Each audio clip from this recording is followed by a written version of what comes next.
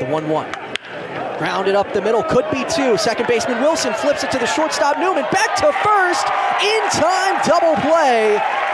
And the Aviators are down to their last out. Pre-snap motion to the right side. Dooley hands it off. Now up the middle. Sharp's got some space and more to the 20, to the 10. Sharp into the end zone. Another touchdown for Benedictine. Lots of contact. Still a deep shot. Bounces off of the crossbar. Follow up and it goes in. Missouri Valley takes the lead. Near the net. Big hit from Zatich. Misses it long. And that's the set. We are tied at 1. Steps back, pass to Johnson. Johnson for 3. Oh, yeah. Oh, man. Unstoppable right now. They can't miss. The 1-2. Hard hit down the right field line, going towards the corner, and that one's out of here. Opportunity for Park, and it stays in. Park is moving on. Right on the line. The Pirates head to the Hart semifinals. Snap to Rhodes. Rhodes in the Wildcat. Rhodes is throwing downfield for Jenkins, and it's a touchdown! What a dime by Abe Rhodes, the tight end! He gets it in to Gabe Jenkins, and the trickery works. Cade Morris is back out for a 7th inning of action. The Aviators starter has been dialed in these last few frames and gets things started against Gavin Cross in the bottom of the 7th, with the Storm Chasers leading it 3-1. First pitch, in for a strike, no balls and 1 strike to the left-handed hitting left fielder. Cross, 2 for 2 so far in the game today. He's singled both times. 0-1, misses high. Now 1-1. Cade Morris this season has had plenty of strong appearances. 1-1. This is low and away. 2 balls and 1 strike. Morris has twice this year pitched 7 complete innings. Most recently on May 27th. Takes a while with the ball in his glove and time called. As Cross steps out of the batter's box. 2 balls and 1 strike. Pitch in for a called strike 2. Evens the count 2-2. Both times that Morris went 7 innings was against Tacoma. 2-2. Misses low. 3 balls and 2 strikes. So Morris trying to recreate some of that action that he had. 3-2 count for Cross with the bases empty to lead off the bottom of the 7th. And it gets inside the hands, but he pops it back out of play. So still 3-2. Cade Morris, got to tell you this. You'd think his pitch count, considering it's the 7th inning, would be somewhere near 100. 3-2, in for a called strike 3, and there goes Gavin Cross. 5 straight batters retired from Cade Morris, and it brings up Luke Maley to the plate with the bases empty and 1 away in the bottom of the 7th. Hit a grand slam by moving your checking account to Mutual First Federal Credit Union. With us, you're first. Member NCUA, Equal Housing Lender. First pitch to Maley, misses low and outside. Now 1-0 to the right-handed hitting catcher. Righty on righty matchup between Morris and Maley. And home plate umpire Nathan Hall calls time as the ball boy had come behind home plate to pick up a few stragglers. 1-0, grounder to the third base side, picked up by Hernandez. He throws it across the diamond to first in time for the 2nd out of the inning. 2 up, 2 down in the 7th inning, and make it 6 in a row retired from Cade Morris. I mentioned earlier, you'd think he's somewhere around 100 pitches. Morris is still at just 76 pitches in today's contest. His minimum that he's thrown this season in a start was 74 pitches back on May 9th. First pitch to Newman is in for a called strike one, 0-1. So he's still got plenty in the tank to go. His season high in pitches, 94. The 0-1 to Newman. Swing and a miss, it's 0-2. Honestly, I expect him to come back out for the 8th unless something happens to him here in the 7th. 2 outs and the base is empty, and an 0-2 count for Kevin Newman. The pitch misses low and away, now 1-2. The way that this game was going in the first 3 innings, it really felt like Omaha was in charge here. 1-2. In called for strike 3, and another K for Cade Morris. He has retired 7 batters in a row, and a 1-2-3 7th inning. We head to the 8th. It's 3-1 Storm Chasers. From Peach Orchard, Arkansas. And the free throw misses short from Robinson, but did make the first one, so extends the lead a little bit more, and a takeaway again. Gerke has been all over the basketball today so far. Dishes out to Washington, thought about the 3. Now up top to Riley, down low, Patke, turnaround in the post, you betcha.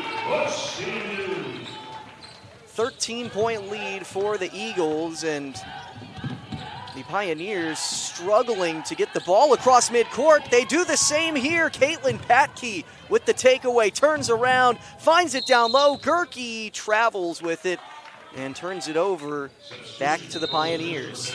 Great hustle by Elizabeth Green to stay with the play all the way to the end. Helped to force that turnover into the hands of Skylar Rhodes.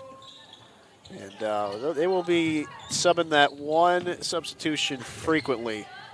Yeah, you have to guess at minimum 4 minutes rest. Probably even more frequently than that. Pass back out around the top, and a 3-pointer from Houseman again, left short. Rebound goes nearly to the Pioneers, but Robinson back out, dishes to Gerke with the left hand off the glass for 2. Central Methodist on a huge run, and that continues as Welch tosses one out of bounds. Not even 5 minutes into this game, and Central Methodist with a 16-1 lead. I mean, everything going the Eagles' way right now. So Kaylin Johnson into the game. She's struggled a little bit out the gates of the season. Played pretty well against Oklahoma City, but the other 3 games been rough. She's hoping to get back in her flow here, and KJ gets the ball, shoots it, and makes it. Yeah, you're certainly right. This is an opportunity for her to find her touch from 3. As we've talked about, she was an above average 3-point shooter at Battle. It just really has not been for her at the collegiate level. 3-pointer from Welch goes too far. Rebound to Tybert. Tybert passes to Riley. Riley cross-court pass into the corner for KJ. Back to Washington. Riley wide open from the wing. And, of course, she makes that one. 22-1. The Eagles are running away with this game. Rhodes back to Welch. Now high post pass. Green tries to take it to the rim, but a foul on the floor stops that before the bucket was good. Yeah, about as bad of a start you could drop if you're Crowley's Ridge. You know, CMU, they're forcing the turnovers. Some of the turnovers unforced as well. But when you're playing a team that has struggled from distance over the last 2, and they start knocking them down against you, that's just another advantage that's taken away. Well, it's just got to be demoralizing for Crowley's Ridge, and another turnover. Tybert goes coast to coast and 1. Ellie Tybert puts it in, shows off the speed and the finishing ability. And this could be a 25-1 lead for Central Methodist at the outset of the game. And unfortunately for Austin Harrell, he has to save a lot of his timeouts. He can't burn them this early in the game just for the rest of his players, especially if you get deeper into the second quarter. Yeah, in a normal situation, if you had a normal-sized roster, you'd be taking a timeout way earlier to try to stop this bleeding. You just don't have that option. Yeah, it's just a really tough position, and Welch down low misses the shot. Now the rebound goes the other direction. Washington, full head of steam, tries to take it through. Instead, back out to Tybert. Tybert sinks the three. I think this is going to be a party for CMU forever who touches the floor. Oh, man. Everybody will have an opportunity to score tonight. Welch might as well fire away, but misses it long. Rebound. Now Rainwater back out up top. Over to the wing. Rhodes for three. Off to the left. And KJ grabs the rebound, dishes to Tybert. Tybert brings it up the court. Steps back. Pass to Johnson. Johnson for three. Oh, yeah. Oh, man. Unstoppable right now. They can't miss. Yeah, this is very reminiscent of the game they had last year against Kansas Christian College where they defeated them 121-32. We're hoping for a similar result here for the Eagles and for Crowley's Ridge. You got to find a way to turn this one around, at the very least make it closer, and that'll help you get started. Braley Houseman with the left-handed finger roll. Threw a little bit of contact there, and the first field goal made of the night for Crowley's Ridge. Washington back out. Johnson again for three. This time misses it inside. Back up top, Washington from beyond the arc. Washington a little too strong. And Welch grabs the rebound. Central Methodist on a three-point run again. Spinks. Backside hit from Zatich, and Martins was there, but popped it on up and straight back out of play. So Zatich gets another kill. And now steps back to serve. Zatich, 11 kills on the match already. We're only in set two. Courtcamp spikes it. Popped in the air off the net play, but a violation against the Pirates. And that gets the ball back on the Central Methodist side of the court. CMU only mustered 20 points in the first set. Already at 17 here. At the very least, they feel they'll get this one a little bit closer. Adauju sends it over the top. And Zatich up close, has it blocked. One more time, other side, and Gomez finds Adauju. Milieu tries to get the kill and finds some open space to make it a 4-point set. The bench is loving it. 18-14. Luciana Adauju tries to make it a 5-point set. Sends it over the top, but a little too hard. Brings the gap just 3 points between these two teams. Schwalm, the new server for Park. Ella Schwalm from Kansas City, Missouri. Not Kansas City, Kansas. I always got to make that distinction. Up close, Courtcamp, but not located well, and that brings up another serve for Schwalm. Ella Schwalm in her debut season for the Pirates has played in now 85 sets. Milieu from far away gets it to Courtcamp, but Courtcamp a little further away from the net than she thought and sends it straight into the net. Brings the set to a 1-point difference. 18-17. Courtcamp out and DeTheo in for Central Methodist. Schwalm, another serve coming up. Schwalm sends it over.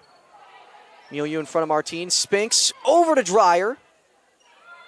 Possibility for Zatich. Big hit into the back corner. Ties this one at 18. Park from down 4 storms back. Ties it up here as we get to the final 7 points of set 2.